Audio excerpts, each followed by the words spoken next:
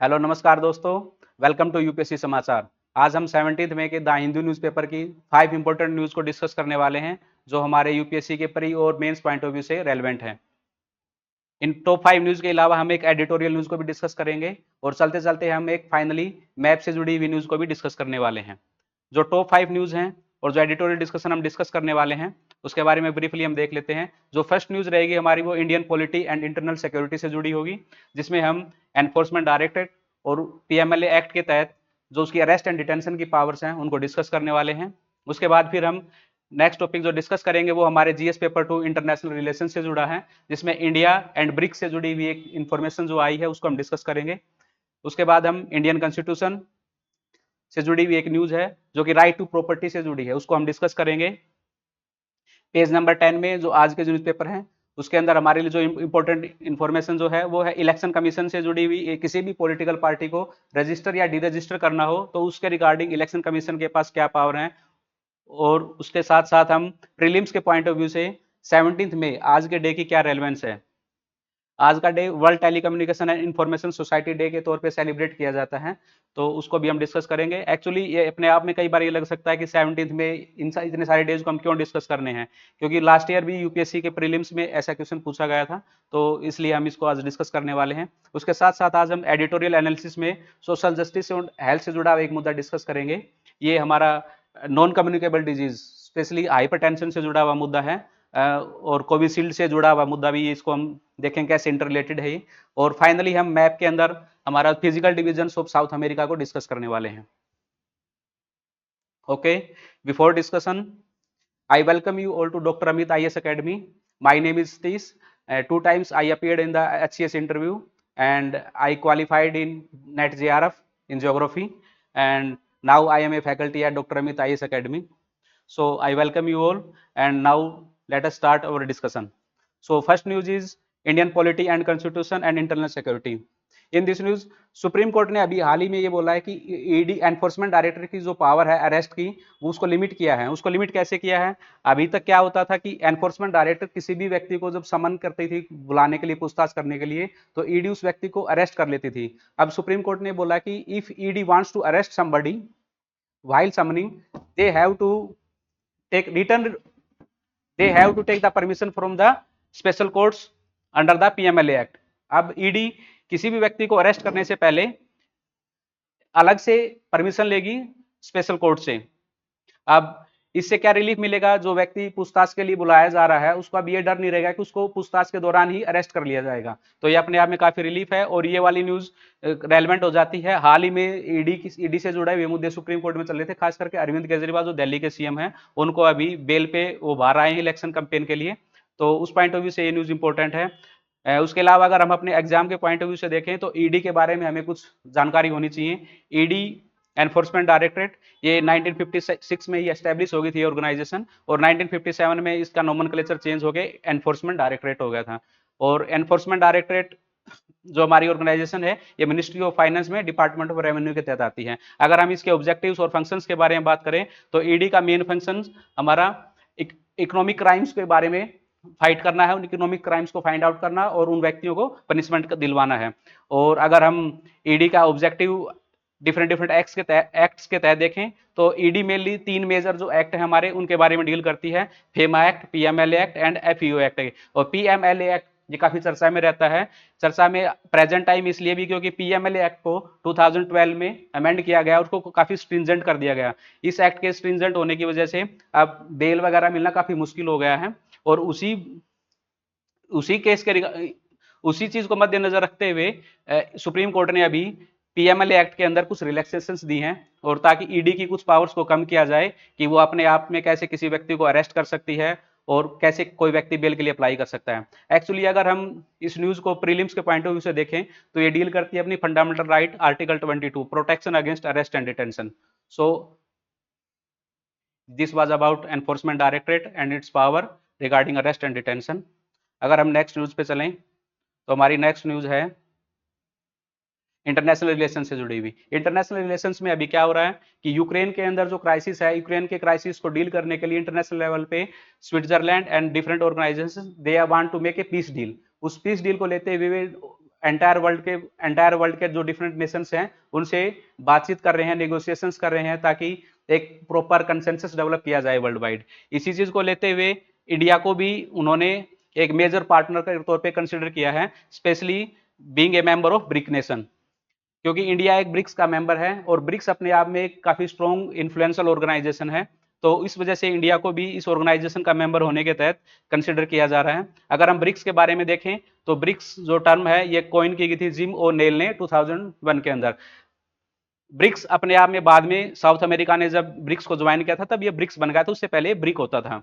और अगर हम ब्रिक्स की रेलेवेंस के बारे में स्टडी करें तो ब्रिक्स अपने आप में 41 पॉपुलेशन को रिप्रेजेंट करता है ग्लोबली, और 24% of global GDP represented by BRICS nations and 16% of global trade. So this highlights that BRICS relevance. ये वाली इंफॉर्मेशन हम अपने मेंस के आंसर राइटिंग में कहीं इंट्रोडक्शन या मेंस या फिर मेन बॉडी या फिर कंक्लूजन में भी हाईलाइट कर सकते हैं। अभी रिसेंटली ब्रिक्स के बारे में अगर प्री के पॉइंट ऑफ व्यू से न्यूज देखें तो जोहान्सबर्ग डिक्लेरेशन 2023 में हुआ था, उसमें 6 मेंबर्स को फुल टाइम मेंबर बनने के लिए इनवाइट किया गया था, जिसमें अर्जेंटीना साउथ अमेरिकन नेशन है, इजिप्ट अफ्रीकन नेशन है, इथोपिया अफ्रीकन नेशन है, Iran, Saudi Arabia and United Arab Emirates, ये नेशंस हमारे एशियन नेशंस हैं। सो ब्रिक्स का जो एम्बिट है उसको फर्दर बढ़ाया जा रहा है और इंडिया की रेलेवेंस उस पॉइंट ऑफ व्यू से काफी बढ़ती जा रही है। अगर हम नेक्स्ट न्यूज पे चलें तो नेक्स्ट न्यूज हमारे इंडियन कॉन्स्टिट्यूशन से जुड़ी है। इसमें राइट टू प्रॉपर्टी के बारे में हाई कोर्ट ने एक जजमेंट दिया है। एक्चुअली ये हाई कोर्ट पश्चिम बंगाल कलकत्ता हाई कोर्ट से जुड़ा हुआ है। कलकत्ता हाई कोर्ट ने जो कलकत्ता म्युनिसिपल कॉर्पोरेशन है उसको राइट टू प्रॉपर्टी के तहत कुछ डायरेक्शंस दी हैं। अगर आप किसी भी व्यक्ति की प्रॉपर्टी को एक्वायर करते हो तो आपको कुछ सर्टेन 7 नॉर्म्स आपको फॉलो करने होंगे, जिसमें आपको ये बताना होगा किसी व्यक्ति की आप प्रॉपर्टी को एक्वायर कर रहे हो तो उसको आपको ये बताना होगा पहले कि किस पर्पज के लिए आप एक्वायर कर रहे हो। एक्वायर करने के बाद उस प्रॉपर्टी को आप उसी पर्पज के लिए यूज करना है, डिफरेंट पर्पज के लिए आप यूज नहीं कर सकते। उसके अलावा उस व्यक्ति को प्रॉपर कंपनसेशन देना, उस व्यक्ति के जो ग्रीवियंसेस हैं उसको आपको रिड्रेस करना है, और उसके अलावा अगर उस प्रॉपर्टी का आप किसी डिफरेंट पर्पज के लिए यूज करते हैं तो उस पर्टिकुलर पर्सन को वो प्रॉपर्टी आपको रिटर्न भी करनी होगी। अपने जो मेंस पॉइंट ऑफ व्यू से अगर हम राइट टू प्रॉपर्टी के बारे में डिस्कस करना चाहें तो हमारे लिए 7 मेजर डायरेक्शंस ये इंपॉर्टेंट हो जाते हैं। So first direction right to notice, second right to be heard, third right to be reason decision, fourth public purpose justification, fifth right to restitution और fair compensation, six is right to an efficient and expeditious process and right of conclusion. उसके अलावा pre के point of view से अगर हम पढ़ना चाहें तो राइट टू प्रॉपर्टी अपने आप में एक कॉन्स्टिट्यूशनल राइट है या फिर फंडामेंटल राइट है, उसके बारे में हम डिस्कस कर लेते हैं। When our constitution was establish या फिर when our constitution came into effect, उस टाइम राइट टू प्रॉपर्टी हमारा फंडामेंटल राइट होता था and it was given in article 1911, article 19(1)(f) and article 31। उसके बाद डिफरेंट कॉन्स्टिट्यूशनल अमेंडमेंट्स में इस आर्टिकल को कर्टेल किया गया and finally in 44th constitutional amendment इसको अबोलिश कर दिया गया as a fundamental right and it was made a constitutional right और ए लीगल राइट। और 19(1)(f) एंड आर्टिकल 31 इन दोनों प्रोविजंस को डिलीट कर दिया गया और 44th कॉन्स्टिट्यूशनल अमेंडमेंट में एक न्यू आर्टिकल 300A इंसर्ट किया गया जिसमें राइट टू प्रॉपर्टी एक लीगल राइट बताया गया। करंट में ये एक लीगल राइट है, इसको हम कॉन्स्टिट्यूशनल राइट भी बोल सकते हैं but is not a fundamental right. उसके अलावा अगर हम कुछ जजमेंट्स की बात करें तो लेटेस्ट 1995 में जीलूबाई नानाबाई कचार केस के अंदर राइट टू प्रॉपर्टी को as a basic structure doctrine के तहत नहीं रखा गया है। ये काफी इंपॉर्टेंट हो जाता है क्योंकि यूपीएससी के प्रीलिम्स के अंदर एक या दो बार ऐसा क्वेश्चन आया है कि which among the following comes under the doctrine of basic structure.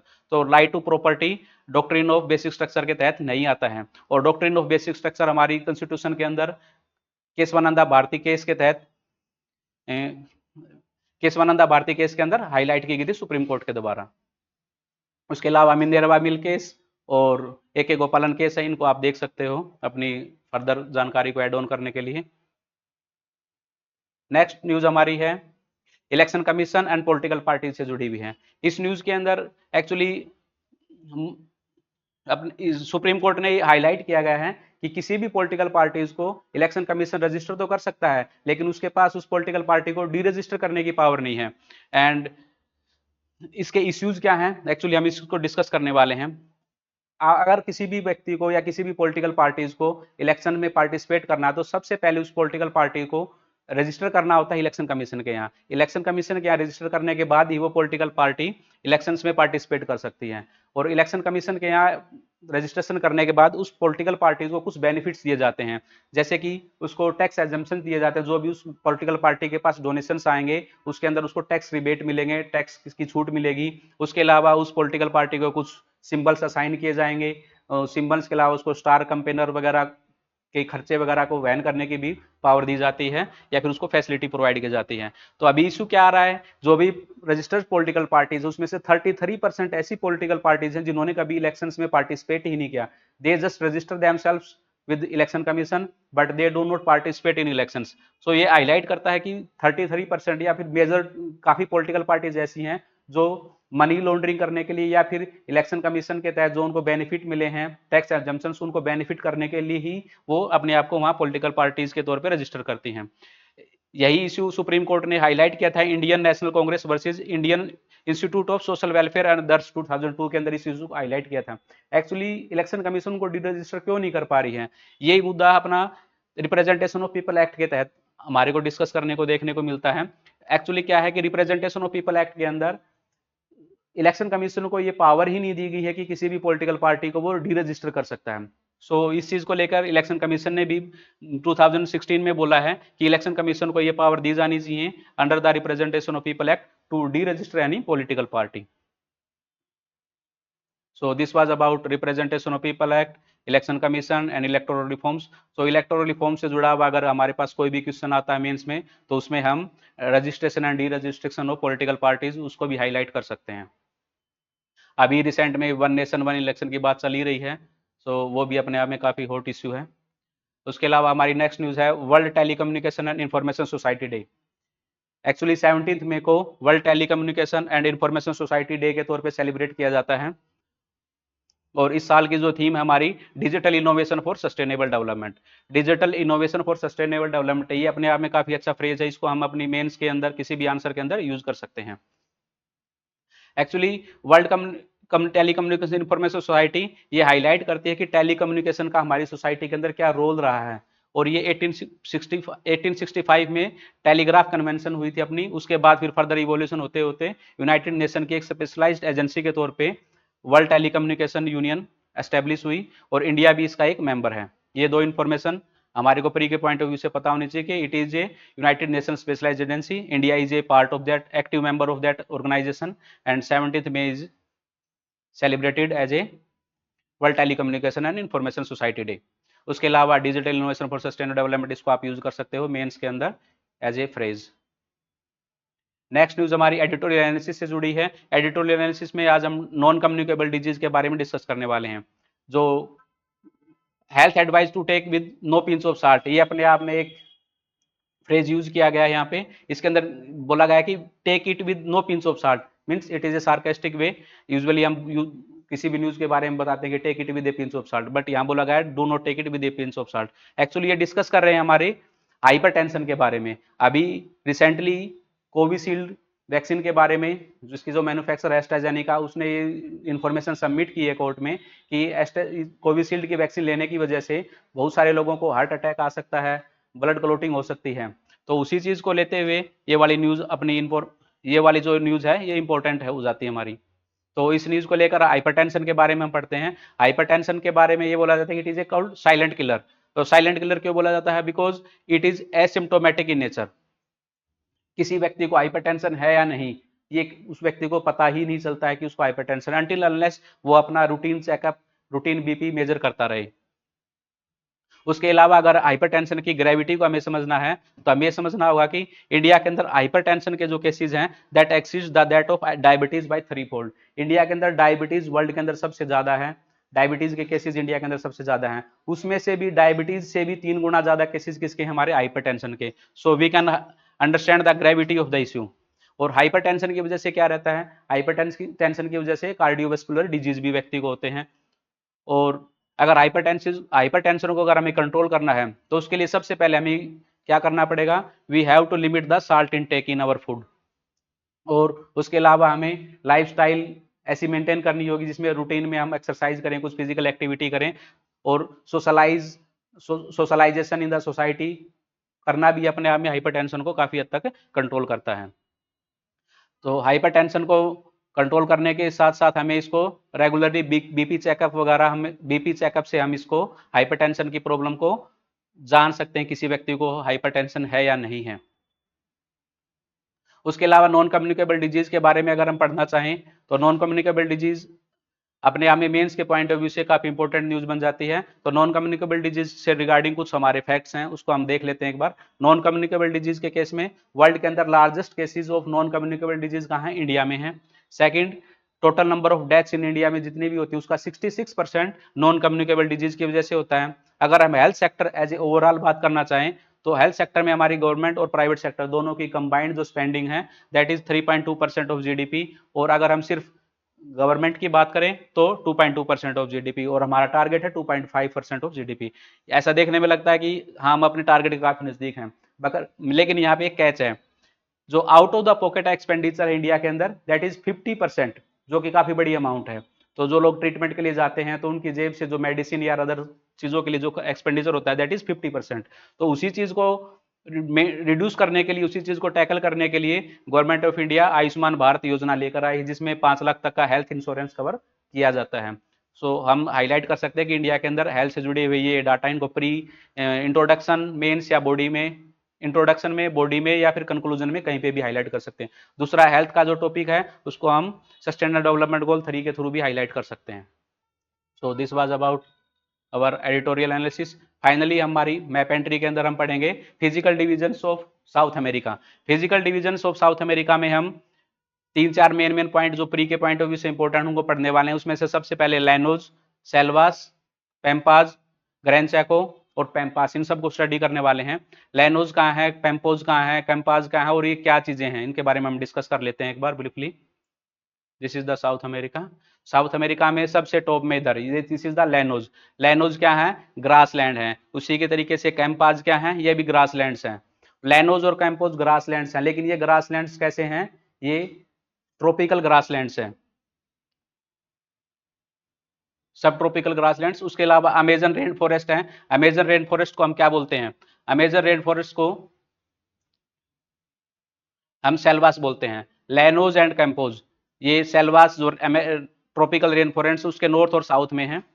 उसके अलावा जो पेम्पाज ग्रासलैंड्स हैं these are temperate grasslands, these are the Pampas, ये साउथ अमेरिका के साउथ में। उसके अलावा अगर हम ग्रैंड चैको की बात करें, ग्रैंड चैको जो साउथ अमेरिका है उसके अंदर जो दो रिवर्स हैं, पराना और पराग्वे, दो रिवर्स, उनका जो ओरिजिन है उस वाले एरिया के अंदर ग्रैंड चैको। ग्रैंड चैको क्या है? These are also the grasslands. और यहाँ पे क्या किया जाता है? कैटल ब्रीडिंग की जाती है फॉर द मीट प्रोडक्शन। अगर हम एक फिजिकल जोग्राफिकल फीचर्स की बात करेंगे तो एटकामा डेजर्ट भी साउथ अमेरिका के अंदर काफी इंपॉर्टेंट है। एटकामा डेजर्ट के बारे में हम ये जान सकते हैं, एटकामा डेजर्ट ड्राइएस्ट डेजर्ट है वर्ल्ड के अंदर। और दूसरा, एटकामा डेजर्ट को ट्रू डेजर्ट भी बोला जाता है, बिकॉज पोलर रीजन्स के अलावा अगर कोई भी ऐसी जोग्राफिकल लोकेशन है जहाँ पे सबसे कम बारिश होती है, जो ड्राइएस्ट है, that is the Atacama desert, इसीलिए इसको ट्रू डेजर्ट भी बोला जाता है। इसके ड्राइएस्ट होने के पीछे 3-4 रीजन है, मेनली उनमें से एक रीजन ये है, it is under the rain shadow reason of Andes. उसके अलावा रेन शैडो रीजन के अंदर होने के साथ साथ साउथ अमेरिका के अंदर यहाँ से इधर से हम बोल्ड कोल्ड करंट पास होता है, हम बोल्ड कोल्ड करंट की वजह से यहाँ पे डेसिकेटिंग इफेक्ट आता है। थर्डली, अटकामा डेजर्ट वाली जो लोकेशन है यहाँ पे सब ट्रॉपिकल हाई प्रेशर बेल्ट है। सब ट्रॉपिकल हाई प्रेशर बेल्ट की होने की वजह से यहाँ पे बारिश कम होती है। इन 3 रीजन की वजह से Atacama desert is the driest desert. उसके अलावा एक इंपॉर्टेंट जोग्राफिकल इंफॉर्मेशन है Angel Fall. Angel Fall actually कहाँ है? Angel Fall is in the north of South America on the river Orinoco. Orinoco river पे एंजल फॉल है। Angel Fall क्या है? वर्ल्ड का हाईएस्ट वाटरफॉल है। ठीक है, तो ये 3-4 इंफॉर्मेशन थी जो हमारी साउथ अमेरिका से जुड़ी हुई थी। Llanos, Campos, Selvas, Pampas, Grand Chaco, Angel Fall and Atacama Desert. So this is a, तो आज का डिस्कशन हमारा कंप्लीट हुआ। Thank you all. अगर किसी को कोई प्रॉब्लम है, कोई क्वेश्चन है तो आप कमेंट बॉक्स में कमेंट कर सकते हैं। And thank you for joining us. Thank you.